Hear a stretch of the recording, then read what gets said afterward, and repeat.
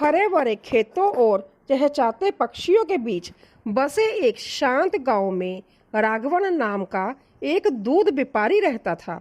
राघवन स्वभाव से बहुत मेहनती था, लेकिन वह भगवान पर विश्वास नहीं करता था। वह एक कट्टर नास्तिक था। इसके पीछे एक गहरा और दुखद कारण था।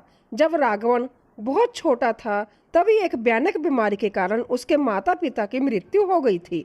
उस मासूम उम्र में राघवन ने भगवान से बहुत प्रार्थना की थी, लेकिन उसके माता पिता नहीं बचे।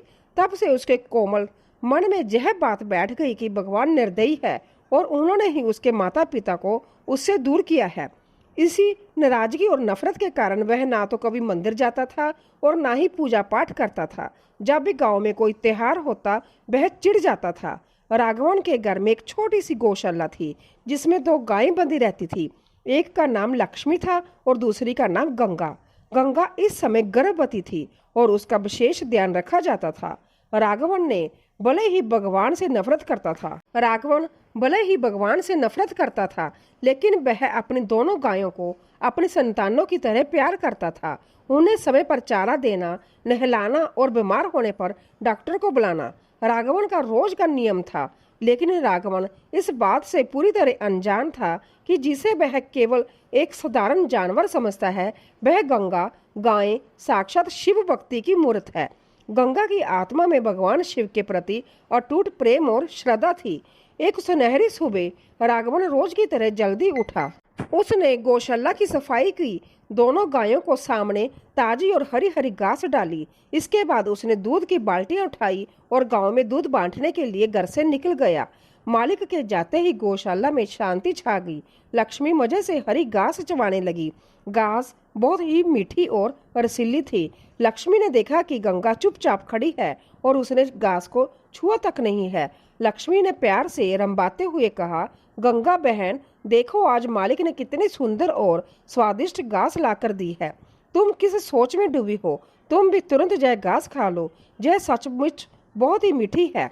एक बार खाकर तो देखो। वैसे तो तुम्हें इस समय अच्छे भोजन की बहुत जरूरत है। गंगा ने अपनी आंखें बंद की, मन ही मन शिवलिंग का ध्यान किया और एक लंबी सांस लेते हुए उत्तर दिया, नहीं लक्ष्मी बहन, मुझे यह घास बहुत अच्छी लग रही है, लेकिन मेरा एक नियम है। मैं हर दिन पहले अपने आराध्य भगवान शिव के दर्शन और पूजा करती हूँ। जब तक मैं उनके चरणों में अपना शीश नहीं झुका लेती, तब तक अन्न का एक तिनका भी मेरे मुंह में नहीं जाता। इसीलिए पहले मैं मंदिर जाऊंगी, उसके बाद ही आकर भोजन करूंगी। यह सुनकर लक्ष्मी चौंक गई और घबराते हुए इधर उधर देखने लगी। उसने धीमे स्वर में कहा, अरे हाँ, मैं तो भूल ही गई थी कि तुम्हारी भक्ति कितनी गहरी है। ठीक है, तुम जल्दी जाओ। हमारे मालिक राघवन थोड़ी ही देर में गांव से दूध बांटकर घर वापस आ जाएंगे। तुम्हें तो अच्छी तरह मालूम है ना कि वह परमेश्वर का नाम सुनना भी पसंद नहीं करते। अगर वह आ गए तो अनर्थ हो जाएगा। उनके आने से पहले तुम जल्दी से मंदिर हो आओ। गंगा ने सिर हिलाया और कहा, हाँ लक्ष्मी, मैं अभी निकलती हूँ। गंगा जैसे ही मुड़ी, लक्ष्मी के मन में एक शंका जागी। उसने गंगा को रोकते हुए कहा, ठहरो गंगा, मेरे मन में काफी समय से एक संदेह है जो आज मैं तुमसे पूछना चाहती हूँ। हम बेजुबान प्राणी हैं। इंसानों ने जो नियम बनाए हैं उसके अनुसार हम जैसे पशुओं को गांव के मुख्य मंदिर के अंदर जाने की अनुमति नहीं है। अगर तुम गांव के मंदिर में जाती तो अब तक पूरे गांव को पता चल जाता और मालिक राघवन के कानों तक भी यह बात पहुंच जाती। फिर तुम इतने सालों से हर दिन बिना किसी को पता चले किस मंदिर में जाती हो। क्या किसी ने तुम्हें आज तक नहीं देखा? गंगा ने लक्ष्मी की चिंता देखी तो उसके चेहरे पर एक दिव्य मुस्कान आ गई। उसने उत्तर दिया, लक्ष्मी बहन, तुम सही कह रही हो। मैं गांव के उस बड़े मंदिर में नहीं जाती जहां इंसानों की भीड़ होती है। यदि तुम हमारे घर के पीछे वाले खेतों से होकर सीधे रास्ते पर आगे बढ़ोगी तो वहां एक छोटा सा घना जंगल आता है। उस जंगल के बीचों बीच एक पुरानी और शांत गुफा है। उस गुफा के अंदर एक बहुत ही प्राचीन और छोटा सा शिवलिंग स्थापित है। वहाँ कोई इंसान नहीं आता। मैं हर दिन वहीं जाती हूँ। अपने सींगों से जंगली फूल इकट्ठा करती हूँ और शिवलिंग के चारों ओर परिक्रमा करके भोलेनाथ का आशीर्वाद लेती हूँ। वहां मुझे असीम शांति मिलती है। यह सुनकर लक्ष्मी हैरान रह गई। उसने गंगा को विदा किया। गंगा चुपचाप गौशाला के पिछले रास्ते से निकली और खेतों को पार करते हुए उस घने जंगल की ओर बढ़ गई। उधर गांव के चौराहे पर राघवन हमेशा की तरह एक घर के सामने खड़ा होकर दूध नाप रहा था। वह अपने काम में व्यस्त था कि तभी उसका बचपन का मित्र मल्लिका अर्जुन वहां से गुजरा।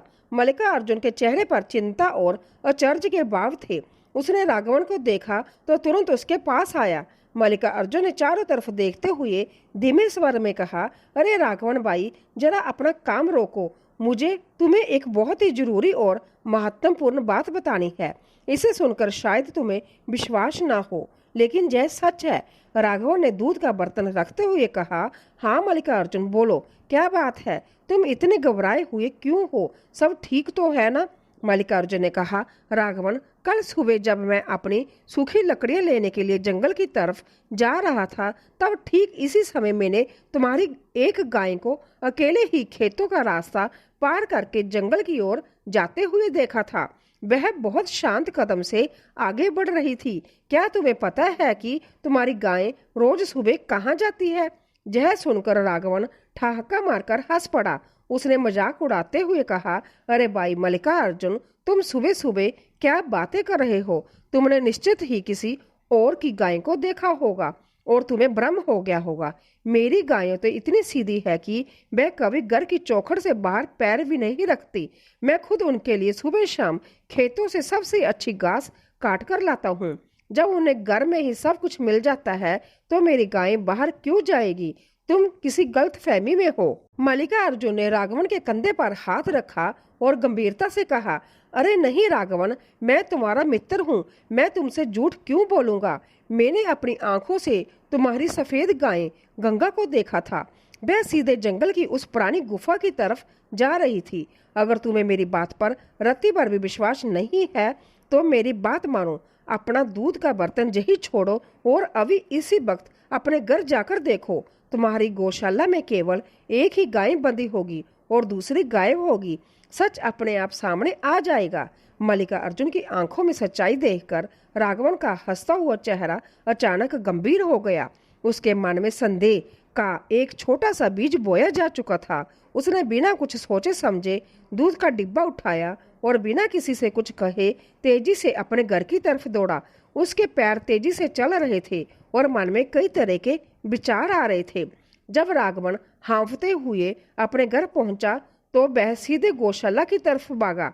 जैसे ही उसने गौशाला के अंदर कदम रखा, उसके पैरों तले जमीन खिसक गई। मल्लिका अर्जुन की बात अक्षरश सत्य थी। गौशाला में केवल लक्ष्मी अकेली खड़ी थी और गंगा का स्थान पूरी तरह खाली था। राघवन का गुस्सा सातवें आसमान पर पहुंच गया। उसका चेहरा क्रोध से लाल हो गया और उसकी आंखें उबलने लगी। वह गुस्से में पैर पटकता हुआ लक्ष्मी के सामने जाकर खड़ा हो गया और जोर से चिल्लाया, अरे लक्ष्मी, सच सच बता, यह गंगा कहाँ चली गई है? वह सुबह से गौशाला में क्यों नहीं दिख रही है? क्या वह भाग गई है या कोई उसे चुरा ले गया है?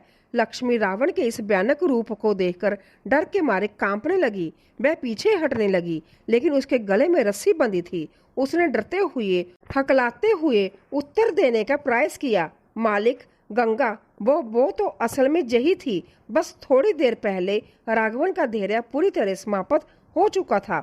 उसने गौशाला के कोने में रखी एक मोटी लाठी उठाई और हवा में लहराते हुए चलाया, सीधे सीधे बताएगी या नहीं? अब देखो मैं तुम्हारा क्या हर्ष करता हूँ। अगर तुमने मुंह नहीं खोला तो आज तुम्हारी खैर नहीं। क्रोध में पूरी तरह अंधा हो चुके राघवन ने आव न देखा न ताव और लक्ष्मी की पीठ पर लाठी से वार कर दिया। लाठी पड़ते ही लक्ष्मी दर्द से तड़फ उठी और जोर से रोने लगी। उसकी आंखों से आंसू बहने लगे। राघवन ने फिर से लाठी उठाई तो लक्ष्मी ने दर्द से गहराते हुए रोते रोते उत्तर दिया, नहीं मालिक, मुझे मत मारो, मुझ पर दया करो। मैं सब सच बताती हूँ। गंगा कहीं भाग कर नहीं गई है। वह खेतों के पार जो जंगल है उसकी एक गुफा में गई है। वहाँ एक प्राचीन शिवलिंग है। गंगा हर दिन सुबह उसी शिवलिंग की पूजा करने और भगवान शिव के दर्शन करने के लिए बाहर जाती है। वह शिव की बहुत बड़ी भक्त है। यह सुनते ही राघवन का क्रोध और 10 गुना बढ़ गया। उसके मन की पुरानी नफरत जाग उठी। उसने सोचा, जिस भगवान को मैं अपने माता पिता की मौत का जिम्मेदार मानता हूँ, जिससे मैं इतनी नफरत करता हूँ कि उसका नाम भी नहीं लेता, मेरी ही पाली हुई गायें रोज छिपकर उसी पत्थर की पूजा करने जाती है। जय मैं कभी बर्दाश्त नहीं करूंगा। राघवन ने लाठी को कसकर पकड़ा और बिना एक पल गंवाए गुस्से में पैर पटकता हुआ सीधे जंगल की ओर निकल पड़ा। जंगल के बीचों बीच स्थित वह गुफा बहुत ही शांत और पवित्र थी। चारों तरफ शांति थी और हवा में एक अजीब सी दिव्यता थी। गुफा के अंदर एक छोटा सा सुंदर शिवलिंग था। गंगा वहां पहुंच चुकी थी। उसने अपने मुंह से जंगली फूल शिवलिंग पर अर्पित किए थे। वह अत्यंत भावुक होकर शिवलिंग के चारों ओर धीरे धीरे परिक्रमा कर रही थी। क्योंकि वह गर्भवती थी, इसलिए उसे चलने में थोड़ी कठिनाई हो रही थी, लेकिन उसकी भक्ति में कोई कमी नहीं थी। गंगा ने शिवलिंग के सामने अपना सिर टेका और मन ही मन अत्यंत करुणा भाव से प्रार्थना करने लगी। हे त्रिलोकीनाथ, हे भोले बाबा, मैं तो एक मुख प्राणी हूँ। मेरे पास आपकी स्तुति करने के लिए शब्द नहीं है। मैं बस आपके दर्शनों की प्यासी हूँ। मेरे गर्भ में इस समय एक नन्हा जीवन पल रहा है। हे प्रभु, उस पर अपनी दया दृष्टि बनाए रखना। मैं आपसे बस यही वरदान मांगती हूँ कि जब मेरा यह बच्चा इस संसार में जन्म ले तो उसके भीतर भी बचपन से ही आपकी भक्ति का संचार हो, वह भी आपकी शरण में रहे। गंगा अपनी प्रार्थना पूरी भी नहीं कर पाई थी कि अचानक गुफा के शांत वातावरण में किसी के भारी और गुस्से से भरे कदमों की आवाज गूंजी। गंगा ने चौंक कर पीछे मुड़कर देखा। गुफा के प्रवेश द्वार पर राघवन हाथ में मोटी लाठी लिए साक्षात जमराज की तरह खड़ा था। उसकी आंखें गुस्से से लाल थी। राघवन ने गुफा के अंदर कदम रखा और ताली बजाते हुए व्यंग से चिल्लाया, ओ तो ये बात है, तो जहाँ यह सब ढोंग चल रहा है, कितने दिनों से यह सब नौटंकी चल रही है जहाँ मेरे पीछे। गंगा अपने मालिक को वहां देखकर डर गई, लेकिन उसने हिम्मत जुटाई और अंततः विनीत स्वर में कहा, मालिक, आप जहां इस घने जंगल में क्यों आए हैं? कृपया शांत हो जाइए। राघवन ने लाठी को जमीन पर पटकते हुए कहा, क्यों आया हूँ? तुमने क्या सोचा था? तुमने क्या सोचा था कि तुम रोज सुबह मेरे पीठ पीछे जहां आकर इस पत्थर की पूजा करोगी और मुझे कभी पता नहीं चलेगा? तुम मुझे धोखा दे रही थी। यह नाटक काफी दिनों से चल रहा है, लेकिन तुम्हें अच्छी तरह पता है कि मुझे इस भगवान से कितनी नफरत है। मुझे यह सब पाखंड बिल्कुल पसंद नहीं है। फिर भी तुमने मेरी मर्जी के खिलाफ जाकर यह काम किया। गंगा ने शिवलिंग के सामने खड़े होकर अंततः शांति और दृढ़ता से उत्तर दिया, मालिक, हो सकता है कि आपके जीवन के दुखों के कारण आपको भगवान पसंद ना हो। यह आपकी सोच हो सकती है, लेकिन भगवान शिव मैं मेरी गहरी और अटूट श्रद्धा है। वह मेरे सर्वस्व है। मैं उनके दर्शन किए बिना एक दिन भी जीवित नहीं रह सकती। मैं उनसे दूर नहीं रह सकती। गंगा की यह बात सुनकर राघवन का अहंकार आहत हो गया। उसने चिल्लाकर कहा, तुम मुझसे दूर रह सकती हो, लेकिन इस पत्थर से नहीं। मैं तुम्हें हर दिन हरी घास खिलाता हूँ, तुम्हारी सुख सुविधा का ध्यान रखता हूँ। जब तुम बीमार होती हो तो मैं आधी रात को भी डॉक्टर के पास भागता हूँ। अब क्योंकि तुम गर्भवती हो, मैं तुम्हारा इतना अतिरिक्त ध्यान रख रहा हूँ, तुम्हें सबसे अच्छी खुराक दे रहा हूँ, लेकिन तुम मेरी भलाई और मेरी बातों पर बिल्कुल ध्यान नहीं दे रही हो। तुम वही काम कर रही हो जो मुझे सबसे ज्यादा नापसंद है। तुमने मालिक के आदेश का उल्लंघन किया है। मैं तुम्हें इस गुस्ताखी के लिए कभी नहीं छोड़ूंगा। अब देखो मैं तुम्हारा क्या हर्ष करता हूँ। यह कहते हुए राघवन ने अपना सारा विवेक खो दिया। वह भूल गया कि गंगा एक बेजुबान जानवर है और सबसे बढ़कर वह इस समय गर्भवती है।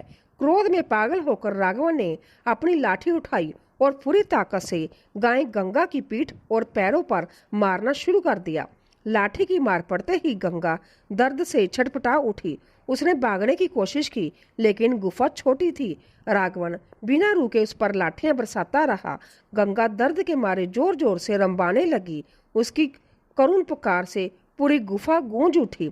उसकी आंखों से आंसुओं की धारा बहने लगी और वह दर्द से तड़फती हुई शिवलिंग के पास गिर गई। लेकिन इस हालत में भी वह अपने मालिक पर हमला करने की बजाय भगवान शिव की रक्षा के लिए शिवलिंग से लिपट गई।